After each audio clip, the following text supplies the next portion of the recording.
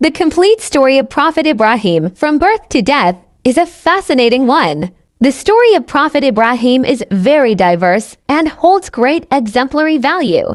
Quoting from the Journal of Islamic Studies Intelligence, Salam, 2021. Prophet Ibrahim was an apostle, educator, father, and husband who successfully educated his family and his people. 1. The story of the birth of Prophet Ibrahim. Prophet Ibrahim was the son of Azar, a descendant of Sam, son of Noah. Prophet Ibrahim was born in 20 to 95 BC in a land called Mosul. Prophet Ibrahim was born during the reign of King Nimrod. King Nimrod was the ruler of the Babylonian Empire. One day, King Nimrod had a premonition in a dream that a boy would cause trouble and eventually destroy his kingdom.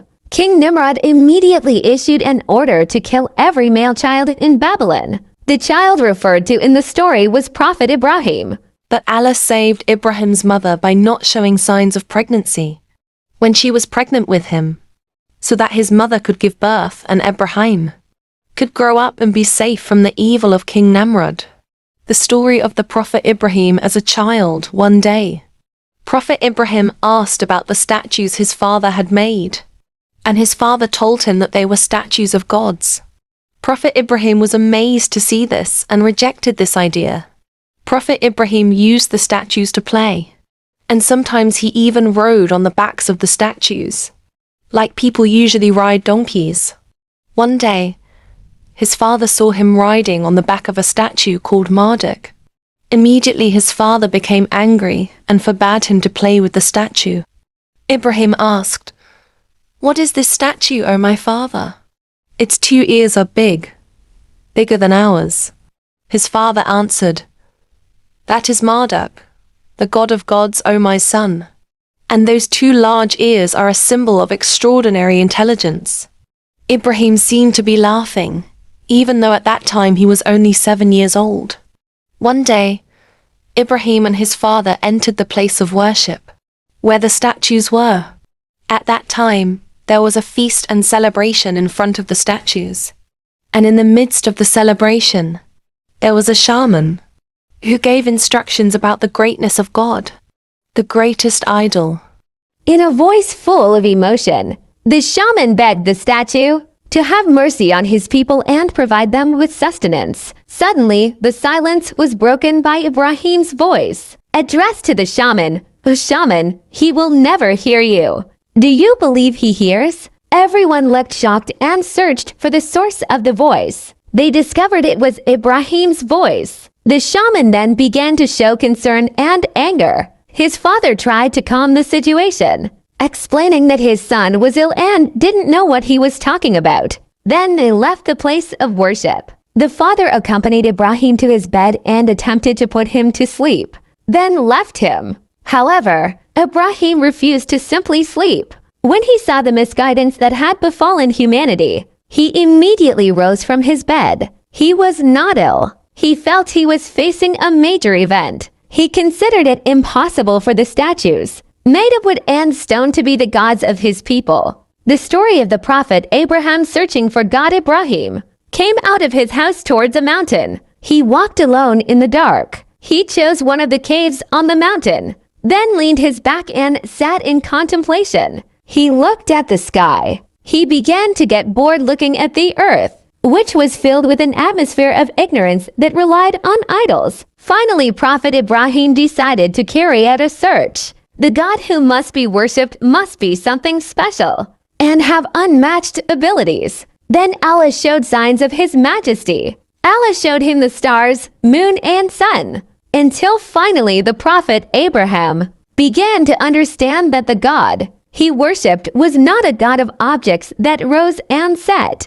The God who is worthy of worship is the God who publishes and who drowns. Allah then gave instructions to Prophet Ibrahim that Allah was the God he had been looking for. Prophet Ibrahim, who already had the determination to fight against shirk and idolatry that occurred in his people's society, wanted to strengthen his faith and beliefs first, calm his heart and clear it of doubts that may occasionally disturb his mind by asking Allah to show him how He brings dead creatures back to life. He cried out to Allah, "O my Lord, show me how you give life to dead creatures." Allah answered his call by saying, "Do you not believe and believe in my power?" Prophet Ibrahim replied, "Yes, O my Lord, I have faith and trust in you and in your power, but I long to see it with my own eyes, so that I may find peace and tranquility in my heart, and so that my faith in you and your power may become strong and firm." Then Allah granted Prophet Ibrahim's request and commanded him to catch for birds. Then Allah commanded Prophet Ibrahim to examine the bodies of the birds. He cut them into pieces until they were crushed and mixed together, and placed them on the summit of each of the 4 hills, each located far apart from the other. After doing what Allah had instructed, Prophet Ibrahim was commanded to call the birds, whose bodies had been torn apart and separated from each other. By Allah's permission and power, the 4 birds flew out, intact and alive, as they had been when they heard Prophet Ibrahim's call. Then the 4 birds that came back to life landed in front of him, and he saw with his own eyes how Almighty Allah could bring his dead creatures back to life as he created them from nothing. The story of Prophet Ibrahim destroying King Nimrod's idols one day. When King Nimrod and his people had left their country, leaving their villages empty, Ibrahim carried out his long-held intention to destroy the idols revered and worshipped by King Nimrod and his people. He destroyed them with an axe, leaving only one undestroyed. He did this deliberately and then placed the axe around the neck of the largest idol.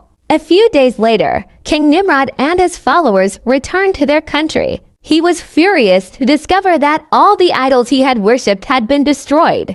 King Nimrod immediately accused Prophet Ibrahim of being the culprit and put him on trial. The king said angrily, "O Ibrahim, weren't you the one who destroyed these idols?" "No," Ibrahim replied curtly. Hearing this, King Nimrod became even more furious and said, "Then who else could it be if not you? Weren't you here when we left? And don't you hate these idols?" "Yes, but I wasn't the one who destroyed the idols. I thought it was the big idol who destroyed them.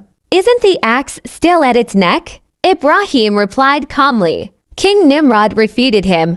How could an idol do such a thing? Hearing this, Prophet Ibrahim firmly said, "Then why do you worship an idol that can do nothing?" Hearing Abraham's statement, his followers were shocked and realized that the God they had worshipped could not see, hear, or move. However, King Nimrod was different. Abraham's statement only further enraged him. Finally, King Nimrod ordered his soldiers to sentence Abraham to death by burning him alive. However, God saved him by his power, meaning, "We said, O fire, be cool and be a safety for Abraham." When the fire was extinguished, King Nimrod was surprised to see Prophet Ibrahim suddenly walk out of the burning rubble unharmed. Afterward, Prophet Ibrahim migrated to the land of Canaan and Jerusalem, where he lived and had descendants. The story of Prophet Ibrahim and his test. Prophet Ibrahim had 2 wives,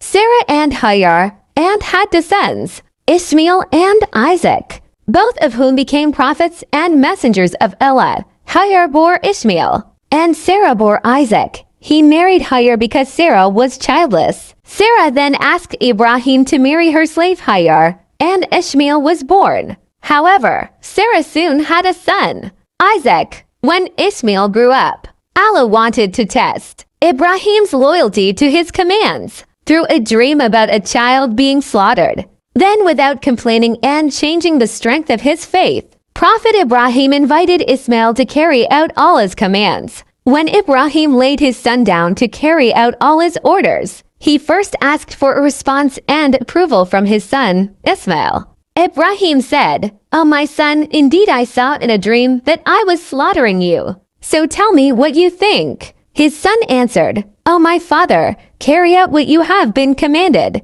With Allah's approval, you will find me among those who are patient." When his son had volunteered and Ibrahim was ready to stretch out his hand to slaughter his son, Allah immediately called Ibrahim to hold his hand. because this action proves that Ibrahim is willing to do anything for Allah. It also proves the form of a devoted servant and a trusted figure for Allah. Then Ibrahim found a large slaughtered goat as a substitute sacrifice for his son. Prophet Ibrahim has a special place next to Allah. SWT. Ibrahim was one of the 5 prophets, one of the most powerful, among whom Allah SWT placed a difficult covenant, a test beyond the capabilities of ordinary humans. Despite facing severe trials and challenges, Ibrahim remained a faithful servant who kept his promises and consistently demonstrated a commendable attitude. Death of Prophet Ibrahim when he entered the age of 150. Allah showed gray hair in Prophet Ibrahim's hair. The cleric said, the reason Allah gave Prophet Ibrahim gray hair was because Ishaq, his son, was very similar to him. The people around where he lived could not differentiate between the two. People came to Ishaq and thought he was Ibrahim. The person greeted, Assalamu alaikum, O Kalilola. Finally, Ishaq answered, I am the son of Kalilola. He is better than me. He is like my master and I am like his slave. When people began to be unable to differentiate between Prophet Ibrahim and Prophet Ishaq, Allah gave him a sign in the form of gray hair. However, Prophet Ibrahim felt sad when he saw his gray hair turning white. However, he could not deny what he experienced. Prophet Ibrahim was the first person to have gray hair from the descendants of Prophet Adam. Then it was also narrated that when the angel of death was about to take the life of the Prophet Ibrahim, he said, O angel of death, have you ever known a lover to take the life of the person he loves? So the angel of death rose to heaven to report it to Allah. Then Allah said, say to my beloved, does a lover not like to meet the person he loves? Then the angel of death returned to Prophet Ibrahim. He conveyed what Allah had said. Hearing this, Prophet Ibrahim said to himself, calm yourself for now. Then the angel of death took his life. Prophet Ibrahim was buried in the Hiran plantation, a garden he owned, because previously he had made a will to be buried there. This is the complete story of the Prophet Abraham that can be studied.